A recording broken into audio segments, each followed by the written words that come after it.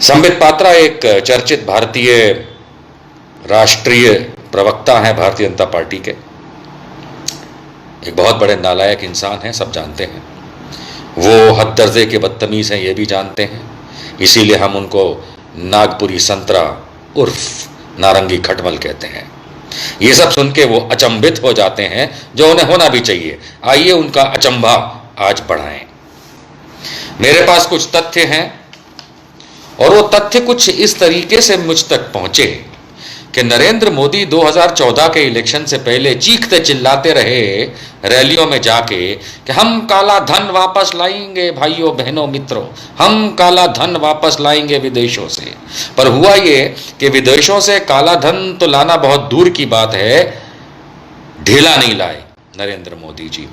परंतु आज विदेश से मुझे कुछ जानकारी प्राप्त हुई, विदेश से, और उस जानकारी के माध्यम से काला धन भारत में पकड़ा गया। जो काला धन भारत में पकड़ा गया मतलब सरकार ने नहीं पकड़ा, हमने आज उसकी चर्चा करनी है।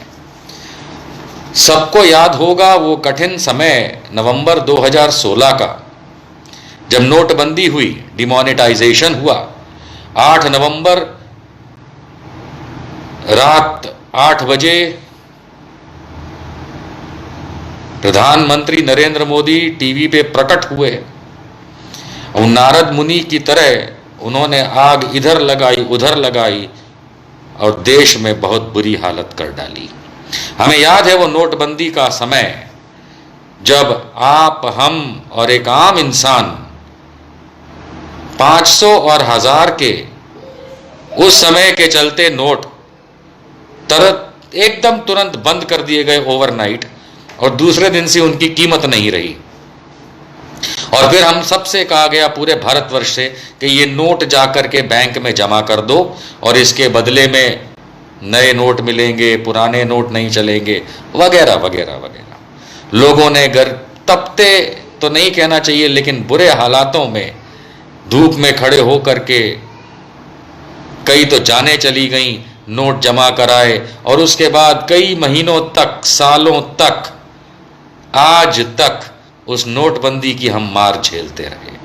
आप लोगों ने बहुत सारी पहले की रिपोर्ट्स देखी होंगी जो मीडिया में आई कि किस तरीके से अमित शाह के जिस बैंकों में वो डायरेक्टर हैं, वहां पे करोड़ों अरबों रुपए का काला धन, जिसको ये लोग कहते हैं, 500,000 के नोट जमा हुए, पर निकला कुछ नहीं।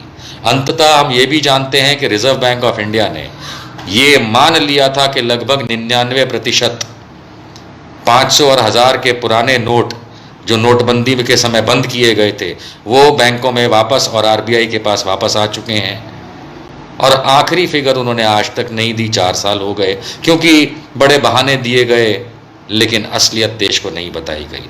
अंततः ये मालूम चलता है कि उन पुराने 500 और 1000 के नोट से जो नरेंद्र मोदी खड़े होकर के का धन वापस ला रहे थे, आतंकवाद की कमर तोड़ रहे थे, ब्लैक मनी खत्म कर रहे थे, ऐसा कुछ नहीं हुआ।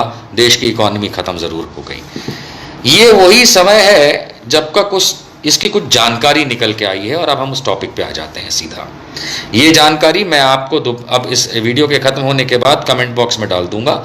आप वहां से ये तीनों लिंक देख करके इसको वेरीफाई कर सकते हैं। और मैं चाहूंगा भारत सरकार भी इस वीडियो को देखे और वेरीफाई करे कि नालायक कालाबाजारी करने वाला संबित पात्रा असलियत में है कौन। इसको मैं शीर्षक दूंगा, संबित पात्रा का डिमोनेटाइजेशन स्कैम, नोटबंदी का स्कैम जो संबित पात्रा ने किया। ज्ञात हो कि सन 2010 में एक कंपनी बनाई गई इस देश में, दिल्ली में। कंपनी का नाम था centre for holistic and advancement and upliftment of poor and landless. इसको उन्होंने ब्रैकेट में शॉर्ट फॉर्म में बनाया चौपाल, CHAUPAL, चौपाल। 2016 में इस कंपनी के पास 61 लाख रुपए से ज्यादा, ₹61 लाख से ज्यादा कैश इन हैंड था, यानी रोकड़ा था, कैश। समझने की बात है कि 2010 में संबित पात्रा, मैं डिटेल दिखाऊंगा अभी आपको, बताऊंगा, संबित पात्रा इसके पार्टनर बनते हैं कंपनी के अंदर। इसमें 3 पार्टनर थे, जानकारी के आधार पे जो मैं आपसे शेयर लिंक के आधार पे कर दूंगा। इस आधार पे ये मालूम चलता है कि संबित पात्रा 2010 में जब ये कंपनी बनी तो उसके एक पार्टनर थे, जिसके दूसरे पार्टनर थे भोलानाथ विज। ये नाम उसमें निकल के आता है, जो आरएसएस के स्वदेशी जागरण मंच के थे। तीसरा नाम निकल के आता है बलराम गर्ग इस जानकारी में जो मैं आपसे शेयर कर रहा हूं, जो मैनेजिंग डायरेक्टर हैं पीसी ज्वेलर्स के, जो कि एक बहुत बड़ी ज्वेलरी की कंपनी है और देश के बड़े बड़े शहरों में बहुत बड़े बड़े शोरूम्स हैं। तो इन जानकारी के आधार पे जो आपसे इस लिंक में डाल दिया जाएगा और उसके अंदर ये सारी डिटेल्स प्रिंटेड हैं और अवेलेबल है फोटो के तौर पे, जिसमें इस कंपनी में, जिसका नाम था centre for holistic and advancement and upliftment of poor and landless उर्फ चौपाल, जिसके 3 मालिक बताए जाते हैं इस कागजों में।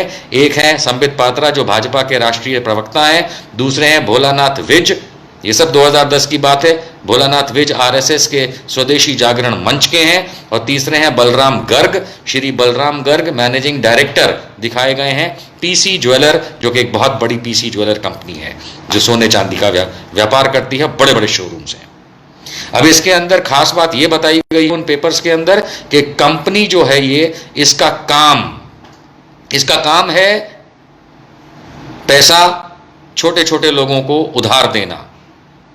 इसके अंदर यह निकल के आता है कि यह कंपनी बोरो करती है, उधार लेती है बहुत सारा पैसा अननोन सोर्सेस से, ऐसी जगहों से उधार लेती है जिसका कोई सोर्स नहीं है, और देती किसको है? छोटे छोटे माइक्रो फाइनेंसिस को कहते हैं, जिनको छोटी छोटी जरूरत होती है, 10,000, 20,000, 50,000 टाइप की, या उस तरीके की जो छोटी छोटी जरूरतें होती हैं। संबित पात्रा की ये कंपनी उनको छोटा छोटा माइक्रो फाइनेंस करती है और उसमें से इंटरेस्ट कमाती है, यानी ब्याज कमाती है। ये इस कंपनी का काम है। ये इस तरीके से पेपर्स में दिखाया है, जो पेपर्स मैंने एक्सपोज करने वाला हूं और ऑलरेडी जिसकी बात बता रहा हूं और लिंक में आ जाएंगे। समझने की बात यह है कि इन कागजात के हिसाब से यह कंपनी एनबीएफसी नहीं है, नॉन बैंकिंग फाइनेंशियल कॉर्पोरेशन नहीं है, उस कैटेगरी में नहीं आती है, फिर भी यह धंधा करती है। दूसरा, सेक्शन 8 की कंपनी भी नहीं है, फिर भी यह धंधा करती है। तो आप समझ सकते हैं कि कितना बड़ा कांड संबित पात्रा अपने आगे बढ़ते हैं। 2010 ऑनवर्ड्स, ये बहुत जरूरी चीज है जानना, इसको वेरीफाई करना चाहिए और इसके लिए पुलिस को भी बीच में आना चाहिए कि 2010 में, इन डिटेल्स के हिसाब से 2010 में जब ये कंपनी बनी तब से ये ऑपरेट होती थी एक ऑफिस से। उस ऑफिस है, कंपनी का नाम, ऑफिस का नाम बताया जा रहा है इन कागजों में भारतीय मार्केटिंग डेवलपमेंट, BMD, और ये कंट्रोल ऑफिस किया जाता था आरएसएस द्वारा। ये आरएसएस का ऑफिस माना जाता है, जिसका बाहर बोर्ड था भारतीय मार्केटिंग डेवलपमेंट, आरएसएस का, और ये आरके पुरम दिल्ली में है। ये 2010 जब कंपनी खुली उसके बाद यहां से इन्होंने ये कांड करने शुरू किए। 2019 में मोदी जी की कृपा से, मोदी गवर्नमेंट की कृपा से इनको ऑफिस दिया गया दीनदयाल उपाध्याय मार्ग पे, DDU, जो दिल्ली में है। एक बहुत बड़ा प्लॉट दिया गया 2019 में, मोदी गवर्नमेंट ने इनको दिया, यह मानने में आ रहा है पेपर वर्क के हिसाब से, आरएसएस स्वदेशी जागरण मंच को यह दिया गया। ये मैंने आपको पहले बताया कि आरएसएस स्वदेशी जागरण मंच के भोलानाथ विज इस कंपनी में पार्टनर, और आरएसएस स्वदेशी जागरण मंच को यह जमीन मोदी गवर्नमेंट ने DDU, जहां पे खुद इनका नेशनल हेड ऑफिस है, उसके कहीं रोड पे, उसी रोड पे, DDU रोड पे दिल्ली में आरएसएस स्वदेशी जागरण मंच को ये जगह दी गई मोदी सरकार द्वारा, जहां पे ये कंपनी फिर शिफ्ट हुई। आप ये बात समझ सकते हैं कि ये किस तरीके की चालाकियां आगे बढ़ते हैं। नवंबर 2016 में डिमोनेटाइजेशन, नोटबंदी होती है। जितने भी पुराने 500 और 1000 रुपए के नोट थे उस समय के, उनको कैंसिल कर दिया जाता है। मोदी जी प्रकट हुए टीवी पे, आज रात से 500 और 1000 के नोट नहीं चलेंगे। हो गया था। अब ये समझने वाली बात है कि इन 500 और 1000 नोट जो बंद किए गए, इनको एक स्पेसिफिक कोड नेम दिया गया या सरकारी नाम दिया गया, स्पेसिफाइड बैंक नोट्स। ये 500 और 1000 के पुराने वाले स्पेसिफाइड बैंक नोट्स जिनको रद्द कर दिया गया था, SBNB कहा जाता था। ये बात है 2016 की नवंबर में। अब हम एक चीज को समझने की कोशिश करते हैं कि 2000, और आप सोच रहे होंगे कि मैं बार बार इधर देख के क्यों कह रहा हूं, मैं पढ़ रहा हूं, मैंने नोट्स बनाए हैं, मुझे हवा में इस टॉपिक पे बात नहीं करनी है, क्योंकि ये बहुत बड़ा खुलासा है कालाबाजारी का, बहुत बड़ा खुलासा है कि जिसके अंदर संबित पात्रा जैसे लोग लिप्त हैं। 2016 और 17 का जो फाइनेंशियल ईयर होता है, उस फाइनेंशियल ईयर के जो पेपर्स बाहर निकल के आए हैं कंपनी डिटेल्स के, जो मैंने कंपनी इसमें आपको बताई है इनकी, उसमें 8 नवंबर 2016 डिमोनेटाइजेशन शुरू होता है। 8 नवंबर 2016 से 30 दिसंबर 2016 डिमोनेटाइजेशन खत्म होता है, यानी कि पैसा जमा करने का 500,000। ये जो ड्यूरेशन दी गई थी 8 नवंबर 2016 से 30 दिसंबर 2016 के बीच में, इस कंपनी ने, संबित पात्रा की कंपनी ने, बैंकों में जो पैसा जमा किया 500 और 1000 रुपए का नोट, उसकी डिटेल्स इस प्रकार से है कि कंपनी के पास 61,52,000 रुपए कैश, रोकड़ा, उन पुराने 500,000 रुपए के नोट जिसकी टोटल कीमत होती है 61,52,000, 61,52,000 रुपीस, ये उन्होंने बैंकों में जमा किए। ये सारी की सारी कैश वो पुराने वाले 500 और 1000 रुपए की नोट थे। अब आप बोलेंगे इसमें क्या बड़ी बात है, सबको बोला था, आपने भी किया, मैंने भी किया, समझते हैं आगे। ये कैश क्या RSS का था, ये कंपनी करती क्या थी, इसने आज तक स्पेसिफाई नहीं किया कि कहां से ये पैसा लेती थी। और ये छोटा छोटा फाइनेंस जो गरीबों को कह लीजिए या जरूरतमंद को कह लीजिए, छोटा फाइनेंस तो वही लेते हैं, 5,000, 10,000, 15,000, 20,000। उसकी मोडालिटीज क्या थी, सोना रखा था, चांदी रखता था, किस तरीके का व्यवहार था, किसके आधार पे वो इनको माइक्रो फाइनेंस करता था, वो सब तो खुल के आएगा जब ये चीजें सरकार इस पे कदम उठाएगी। लेकिन 61,52,000 रुपया कैश तकरीबन, इन 500 और तकरीबन नहीं, एग्जैक्ट 61,52,000 रुपया कैश इस कंपनी के पास, संबित पात्रा की कंपनी के पास कर क्या रहा था। जिस दिन डिमोनेटाइजेशन हुआ उस दिन कर क्या रहा था, क्योंकि उसके बाद इन्होंने 8 नवंबर से लेकर के 30 दिसंबर के बीच में यह पैसा बैंकों में जमा किया। अच्छा, ऐसा भी नहीं है कि ये शायद इनके पास कैश पड़ा था, क्या ये धंधा कर रहे थे लोगों से ले लेकर के, क्या ये बैंकों में अपने अकाउंट में जमा करा रहे थे, क्या था, ये तो सरकार पता करेगी। ना इनकम टैक्स ने, ना CBI ने, ना पुलिस ने, ना बैंकों ने इस पर सवाल उठाए। क्या एक कंपनी जो माइक्रो फाइनेंस में थी, उसने 2 महीने के दरमियान, लगभग 1.25 महीने के दरमियान इतना रुपया जमा कराया। एक बहुत इंपॉर्टेंट बात निकल के ये आती है दोस्तों, क्योंकि मैंने भी चेक किया, मैंने संबित पात्रा का जो एफिडेविट है 2019 का लोकसभा इलेक्शन जो उसने पूरी उड़ीसा से लड़ा था, तो उसका मैंने एफिडेविट चेक किया। हैरान हो जाएंगे आप ये जान के कि एफिडेविट में इस कंपनी का उल्लेख तक नहीं है। संबित पात्रा ने अपने चुनाव के चुनावी एफिडेविट 26A फॉर्म जो बोला जाता है, उसमें इस कंपनी का उल्लेख तक नहीं किया 2019 में। ये बहुत कमाल की बात है। आइए कुछ टेक्निकल बात और समझ लेते हैं। कंपनी एक्ट, अब मैं जो आपको मैंने पहले ही बताया कि मैं लिंक्स शेयर कर दूंगा इसके अंदर, उसके अंदर सारी आपको डिटेल्स प्रत्यक्ष दिखेगी, क्योंकि वो फोटो फॉर्म के अंदर वहां पे प्रिंटेड है और छपी हुई है। इसमें कंपनी की डिटेल्स देखते हैं। कंपनी डिटेल्स क्या है? कंपनी डिटेल कंपनी एक्ट में रजिस्टर्ड है, कंपनी एक्ट में इसकी कंपनी रजिस्टर्ड है, और ये कंपनी लिमिटेड बाय शेयर्स की कैटेगरी में आती है। कंपनी लिमिटेड बाय शेयर्स, उसमें लिखा हुआ है कंपनी लिमिटेड बाय शेयर्स की कैटेगरी में आती है। और संबित पात्रा की कंपनी सब कैटेगरी जो दिखाई है वो है कंपनी लिमिटेड बाय शेयर्स, और सब कैटेगरी है इंडियन NGO के नाम से रजिस्टर्ड, कि वो इंडियन NGO है। सेक्शन 25 उन्हीं कागज़ों में लिखा हुआ है, मैं कुछ अपने मन से नहीं बताता हूँ। उसी कागज़ जो शेयर करूँगा आप देखेंगे, उसमें साफ लिखा है कंपनी एक्ट की डिटेल में कि सेक्शन 25 का इसका लाइसेंस नंबर है 100992, रजिस्ट्रार ऑफ कंपनी ROC का रेफरेंस नंबर है A93207306 और ये दिल्ली का है। समझ रहे हैं? संबित पात्रा ये पहले पार्टनर हैं उसके अंदर, संबित पात्रा सन ऑफ रविंद्रनाथ पात्रा। इनका डिन पैन सिन, डिन ओब्लिक पैन ओब्लिक सिन नंबर दिया है इसमें 03029242। इसके दूसरे पार्टनर हैं बलराम गर्ग सन ऑफ बालकिशन दास गर्ग, जो पीसी ज्वेलर्स के मालिक हैं। इनका डिन ओब्लिक पैन ओब्लिक सिन नंबर दिया है 00328083।